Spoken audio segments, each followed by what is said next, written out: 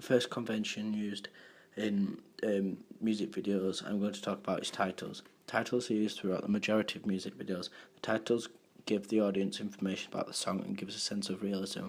They are used in all music genres. It gives intertextuality and gives convincing production values. For example, A. Something something film, Prince A. Cinematic feel. For example, in Coldplay, Paradise, they use titles. And also DJ Fresh, Earthquake. The next one is editing. Transitions are used in music videos, which allows more scope and freedom to incorporate discontinuity in editing. The transition allows to change from one shot to another. Effects are usually used in music videos to make them quirky, used in the majority of rock, pop, rap and dance music videos, however not in indie, opera or contemporary music usually. The main effect used is layering, which adds a good effect to the video, especially when lip-syncing, showing the singer from another angle at the same time.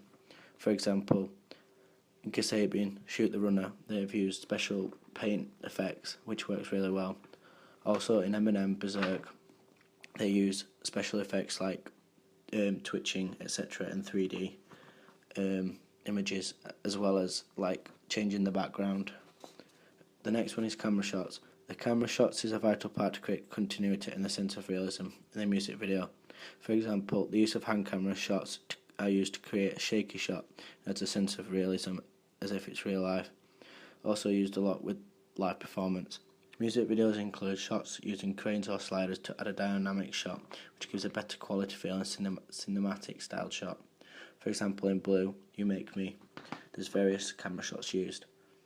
The shot variation speeds up at a chorus or upbeat part of the song, which leads me on to shot variation.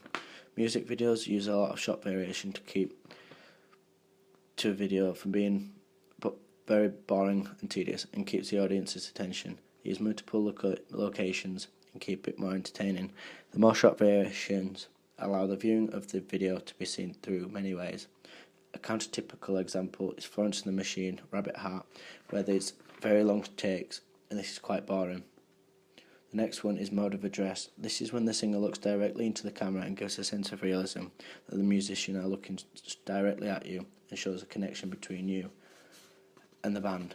For example, Matafix, Big City Life. He stares at the camera a lot.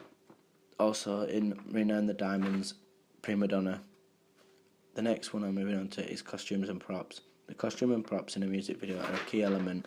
Not only do they create verisimilitude, but also set the brand of band, which give them credibility as musicians. The costume makes them stand out and reflects on their music. For example, also in Florence and the Machine, Rabbit Heart, there is this old style indie costume. The next one I'm moving on to is narrative. The narrative to a music video is key to keep the audience's attention. In some video they follow Todorow's theory of equilibrium and also start on a journey and finish.